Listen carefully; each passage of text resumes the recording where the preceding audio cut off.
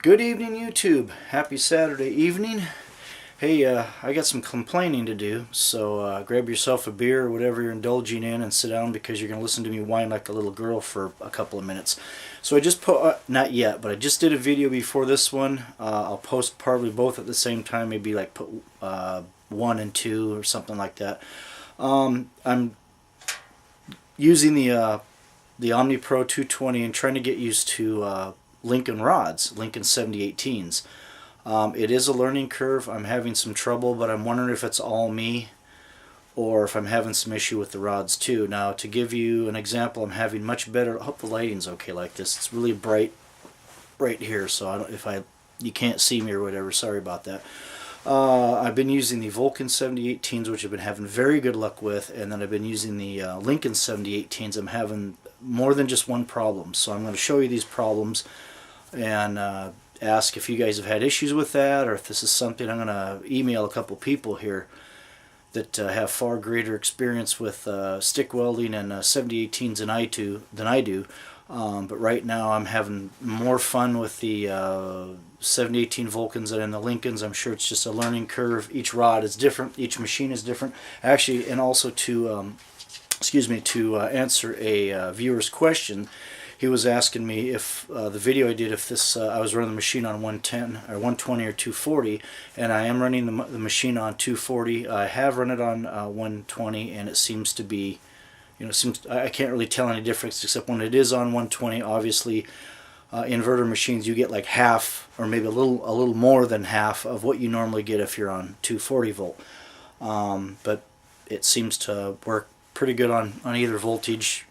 You get, obviously, you're able to go up more in amps if you're on 240 versus 110 or 120. But if you're in a certain situation where you only have 120, you can definitely make the machine work. Also, he was asking how I like the welding table, which is also a Harbor Freight welding table. I like it. I like its portability. It's not flat though. So if you have to do something precision, it's not going to be flat. So, and you wouldn't want to you wouldn't want to try to hammer anything on it. It'll bend. It's not a very sturdy table, but then it is, like, I don't know, on sale, $54 or $59, whatever. I think now it's on for like $54 or something. It's a good starter table. I'm not gonna bash it too much. I like its adjustability. The Burger clamps that I just got, those Burger F clamps that I just got. Let me rephrase that, because I don't want YouTube to whatever they're going to do, because I did use was expressing the clamp is truly an F clamp. That's not a slang word or whatever. It is a welding clamp. But I like the way it fits to the slots. You're able to go up in the slot and clamp your material in back behind, and then I like to use my grounding clamp and go up in there, so that way you're not only grounding to the table, you're also grounding more or less directly to the part through the clamp. That's not direct, but that's through the clamp, and it seems to work pretty good. That way you're not just grounding the table. Like the table, like I said, it's not straight. It's a good starter table. Having a blast with the Omnipro 220. That machine I am definitely liking. Now for the rods. So let me I've already showed you guys this, so this is kind of a rerun. Here we have 7018's and 6013's, and I don't remember which was which. I don't remember, but anyway, they've been doing pretty good. Like I said, my welds aren't anything to write home about, but they're not doing too bad. I'll get back here. Maybe that works better for you. Now the 7018 Lincolns I've been having trouble with. Now this was up here. I think I showed you guys before. Up here, this is 7018 Vulcan, the first two, and then from here down I've been running. Now these look pretty good, except they're really not, because I've actually been welding over the porosity. I don't know why it went away, but there's a couple in here that was just porosity over porosity. So all I did is weld over the top of the porosity, so it doesn't look too bad, but it's not. Underneath this is some pretty gnarly stuff. So my end adjustments, what I finally got here was porosity here, and not too bad here, and this is all the Lincoln 7018. I don't know if I'm getting that in there good enough. There we go. If I'm not, I apologize. So I've still got porosity here. I gotta figure out the starting. I am having a tough time with the Lincoln rods. Why? I don't know. One of the things that I'm having trouble with is if you dare stick the rod whatsoever. I don't know if you can. It just comes apart. You know, and I understand you're going to stick a rod no matter what. Well, I shouldn't say no matter what. The pros probably don't stick them as much as I do. I stick them pretty good, but you know, you got to if you stick it, you got to wiggle it out and get it apart. And when you wiggle it, you break the flux coating off of that, or the chemical composition coating, whatever you want to call it. It comes off. I mean, I know they'll crack, but this is very, very brutal. Now, this is the Lincoln 7018. I'll put that on there. So, and what I don't understand, I don't know if you can see that or not. What I don't understand, I don't have this trouble using the Vulcans. Now, this again, I had to stop and change rods. Now, I can get some bolt cutters and cut that off, and I'm going to use these rods, but it just amazes me on how easy these things. Now here was one. This is the one that got me. Okay, so it chipped there, and it all broke off there. Where you clamp onto the rod is it clamps way back here. Let me get these out of the way. That's kind of distracting. Clamps way back there, and all the coating came out. What is this? So I did get these rods from my big box store. These did not come in a can. These came in a box, so I'm wondering if over time on the shelf or shipping or something. I mean, they had like saran, or I'll call it saran wrap, but plastic around the paper box. But maybe, I don't know, maybe this is what happens when they get moisture. I don't know. Maybe I got a bad batch of rods. I have no idea. So if you guys have had experiences like this, what the heck am I doing wrong? This is just crazy. I mean, you're gonna stick a rod. That's all there is to it. But for some reason, I don't know, I'm having a tough time. And I'm having a tough time trying to figure out why Chinese rods are working better than Mexican-made rods. I mean, I don't know. You can always say, well, they have to make them, all to spec. Well, yeah, but something is not happening here. This is weird. I don't know. Maybe it's a Lincoln characteristic. I don't think so. I've watched plenty of videos. I haven't seen anybody have this trouble.